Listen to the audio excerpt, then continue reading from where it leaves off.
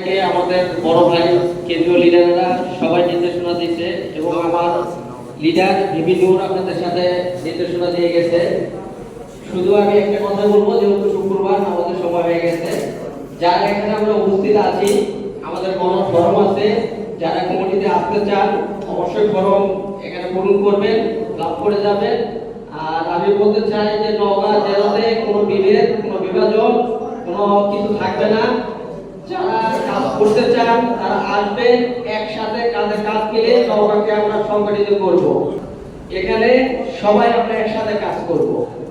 এখানে কেউ কোনো বিশৃঙ্খলা আমরা পছন্দ করব না, বা বিভিন্ন যে আদেশ সেটা আমরা কখনো মেনে নিব না।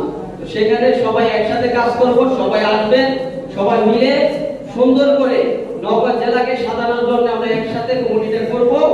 সবাই আমরা যারা আছি, যুব প্রতিনিধি, আমার সেক্রেটারি, আমার সাংগঠনিক সম্পাদক, ছাত্র সভাপতি, সেক্রেটারি, আমাদের সাথে যদি এখন কেউ না করতে পারে আমাদের সাথে বিকেলে যোগাযোগ করবেন এবং আমাদের সাথে কথা বলবেন। ইনশাআল্লাহ সবাই আমাদের সাথে যোগাযোগ করলে আমরা ফর্ম পূরণ করে দিব এবং বিকেলের মধ্যে আমরা চেষ্টা করব একটা রূপরেখা তৈরি করার জন্য কমিটি, এবং সেখানে আমাদের আজাদ স্যার এবং আমিনুল ভাই আছে কেন্দ্রীয় যারা দায়িত্বে, তাদের কাছে আমরা সেটা হস্তান্তর করবো ইনশাআল্লাহ।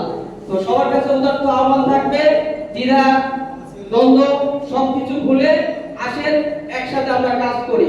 আমি যুব সভাপতি নওগাঁ জেলার, উদাত্ত আহ্বান থাকবে সবার কাছে, সবাই আসেন, আমার সাথে যোগাযোগ করেন, আমরা একসাথে কাজ করি। রাজনীতিতে আসলে দ্বিধাদ্বন্দ্ব কোনো এগুলা রাখা ঠিক নয়। আমি চাই নওগাঁতে সবাই একসাথে কাজ করি। আমার যুবর তরফ থেকে আহ্বান থাকবে, সবাই আসবেন, সবাই যোগাযোগ করবেন, আমাদের সাথে বসবেন। ইনশাআল্লাহ আমি আছি আপনাদের পাশে, সবসময় থাকবো ইনশাআল্লাহ।